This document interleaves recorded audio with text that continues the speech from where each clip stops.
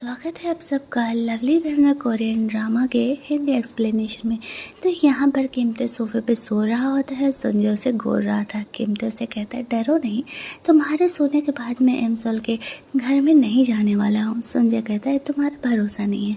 किमते उसे कहता है, तुम सच में पागल हो, तुम बेकार में मुझसे जेलस फील कर रहे हो। संजय इसकी बातों को नहीं समझ पाता है तो किमते उसे एक्सप्लेन करता है, मुझे लगता है कि तुम्हें एमसोल से बात करना चाहिए।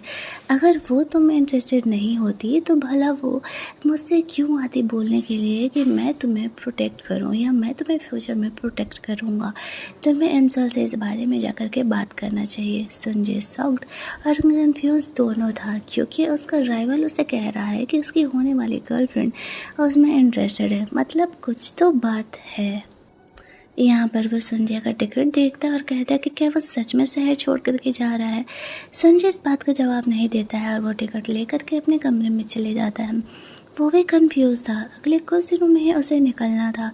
उसे समझ नहीं आ रहा था कि क्या वो सच में जाए या फिर वो इंसल के लिए यहाँ पर रुक जाए।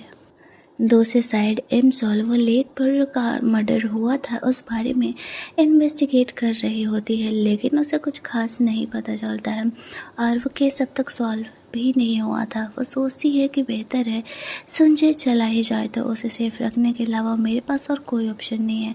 वो टैक्सी ड्राइवर जल्दी ही एमसोल के पीछे आने वाला था। इधर हम लोग देखते हैं कि एमसोल का फ्रेंड बेकिन अपने ग्रुप के साथ ऑडिशन देने के लिए गया हुआ था, लेकिन वहाँ पर संजय नहीं आया था। अब उसके ग्रुप के लोग उससे पूछ भी रहे होते हैं कि संजय कब आने वाला है, तो बेकिन कह देता है, आएगा आएगा, जल्दी ही आएगा। दूसरी साइड हम लोग एमसोल को देखते हैं जो कि अपने भाई के कहने पर उसके डिपार्टमेंट में किसी काम से गई थी और वहाँ पर रूम पे वो उसके दोस्तों को बात करते हुए सुन लेती है। संजय के फ्रेंड आपस में बात कर रहे थे कि संजय आज फॉरेन के लिए निकल रहा है, वो बिना किसी को बताए ही जा रहा है। क्या उन्हें एयरपोर्ट पर जाकर के उनसे मिलना चाहिए, लेकिन अब काफ़ी लेट हो चुकी है। 1 घंटे में तो संजय का प्लेन टेक ऑफ भी करने वाला है। दूसरी साइड हम लोग संजय को एयरपोर्ट पे देखते हैं। उसे छोड़ने के लिए उसके डैड आए हुए थे। वो उसके लिए बहुत सारा सामान वगैरह बिल लाए थे और अपने बेटे का अच्छे से केयर करते हुए कहते हैं, अच्छे से पहुंच जाना और वहां जाते ही कोच को कॉल ज़रूर कर लेना। संजय कहता है, डैड मैं कोई बच्चा नहीं हूँ, आप जाओ अपना रेस्टोरेंट संभालो, मैं सच में चला जाऊँगा। तो फिर उसके डैड उसे अपना ख्याल रखना बोल करके वहाँ से चले जाते हैं।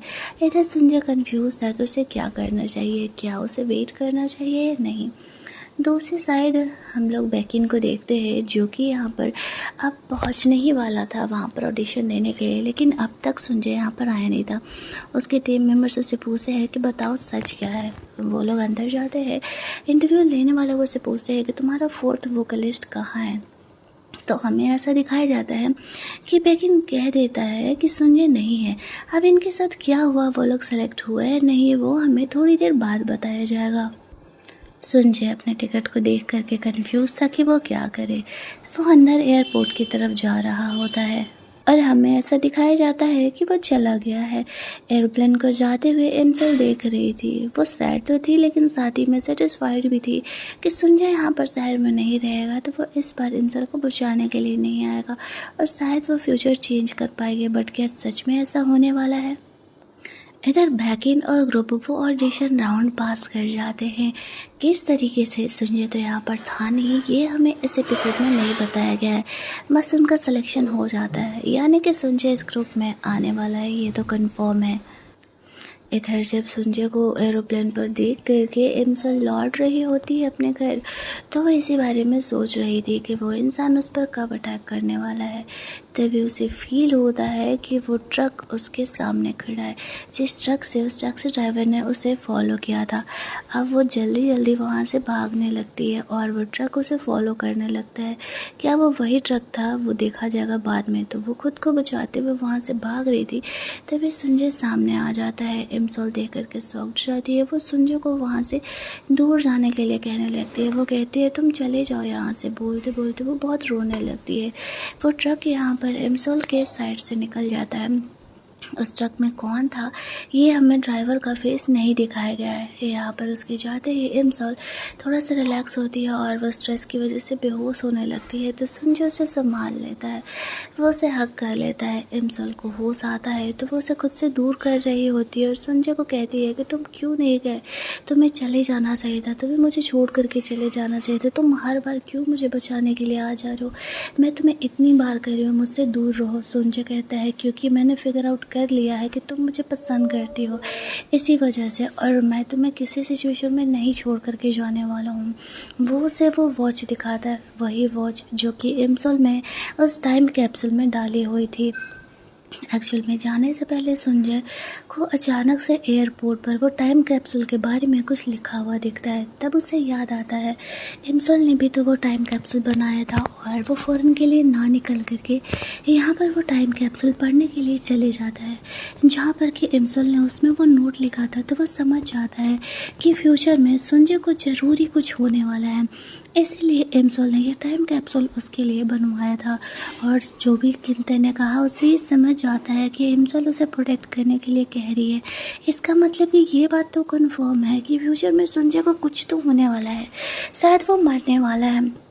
वो इमसॉल से कहता है कि क्या सच में मैं फ्यूचर में मरने वाला हूँ, इसीलिए तुम मुझे यहाँ पर बचाने के लिए आई हो। इमसॉल रोते हुए कहती है कि नहीं, ऐसा मैं कुछ नहीं होने दूँगी, तुम्हें मुझे बचाने के लिए नहीं आना चाहिए था। संजय कहता है मैं जानता हूँ कि तुम मुझसे बहुत प्यार करती हो और इसी वजह से सिर्फ मुझे प्रोटेक्ट करने के लिए तुम मुझसे दूर रह रही हो ताकि मुझे हर्ट ना हो, लेकिन मैं भी तुम्हें पसंद करता हूँ और चाहे फ्यूचर में मैं ज़िंदा रहूँ या ना रहूँ मुझे उससे फ़र्क नहीं पड़ता है, मुझे तुम्हारे साथ रहना है। इमसॉल संजय का ये प्रपोज़ल सुन करके शॉक्ड जाती है। संजय ने अपनी सिचुएशन को इधर साइड मोड़ लिया था। अब इमसॉल के पास वापस आना इसका मतलब कि उसकी जान को वापस से खतरा है। इतना कोशिश करने के बाद भी इमसॉल फ्यूचर को शायद नहीं बदल पाई है। संजय यहाँ पर इमसॉल को बचाने के लिए आ गए, यानी कि वो वापस से इस खतरे में है। ये कहने के बाद जब इमसॉल बहुत रो रही होती है तो फिर वो यहाँ पर इमसॉल को किस कर लेता है और ड्रामा का ये वाला पार्ट हमारा यहाँ पर कंप्लीट किया जाता है।